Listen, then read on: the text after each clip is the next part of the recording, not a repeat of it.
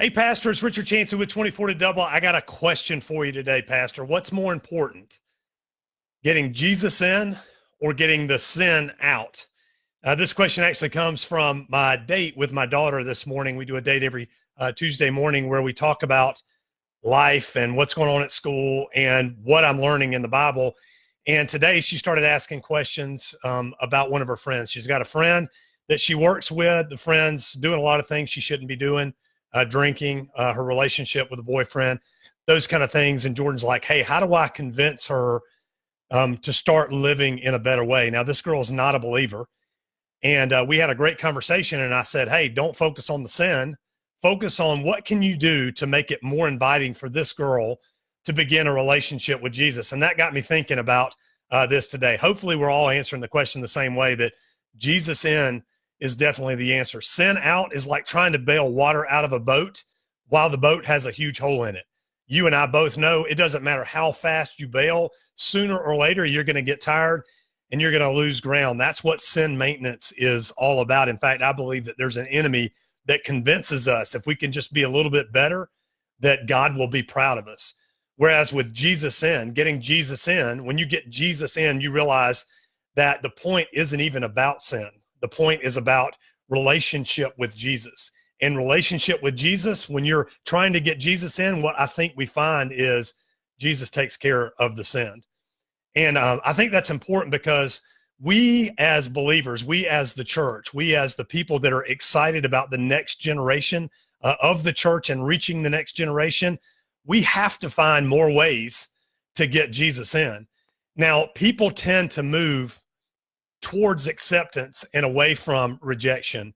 The reason that's important for us as we're out trying to reach people who are far from God, but literally right outside the doors of our church, the reason it's so important is because we have to create environments that are accepting. Because I don't know if you've thought about this in a while. I grew up in church. I've been there. If it's Sunday, we go to church. I don't think about what happens when somebody comes to church for the very first time. Pastor, do you think about that? Do you ever just take time to think about what happens when somebody that's not a believer or they're de-churched come to church for the first time? You know, I've talked about this on live streams before, the amount of effort that it takes to get somebody to church for the first time. Usually there's a friend involved. More than 80% of people that come to church for the first time were invited. So you got that whole process of building a relationship and then risking the change in your pocket to get people to show up to church for the first time. And then what happens? Well, they drive onto our campus. They don't know where to go.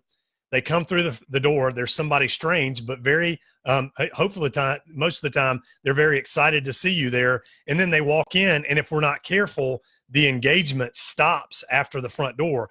They come in, they sit down. Somebody gives them a weird look because they're sitting in their seat, but the new person doesn't know that they're sitting in that person's seat. They don't understand how the rules work.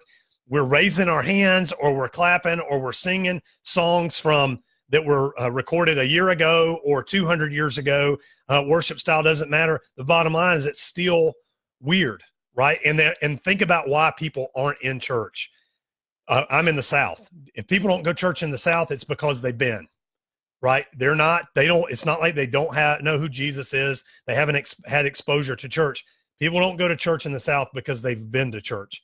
People anywhere else don't go to church because of what they know about us from TV and from, which is news and also media. More and more we're seeing the bad guy in the series that's going on Netflix. The bad guy's a Christian, and he's a hyper fundamentalist Christian that wants to kill people because they don't believe what he believes in. That stuff is really happening. So it's seeding the market of people to say, Christians are weird.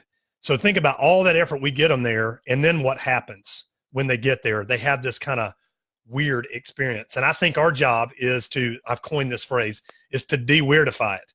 Now, there's a couple of different ways that you can do that. But the big thing that we're after right here is just to make people feel accepted, and don't do anything to make them feel rejected. There's a lot that we could go into right there. I could give you some examples, but here's the thing, Pastor.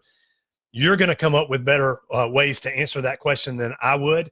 What is it that makes people feel accepted in your church? What makes them feel like they're not? Rejected may be a strong term, but if you're not making people feel accepted, I promise you they are feeling rejected. It's so easy to happen now. So here's what you do with this, or how you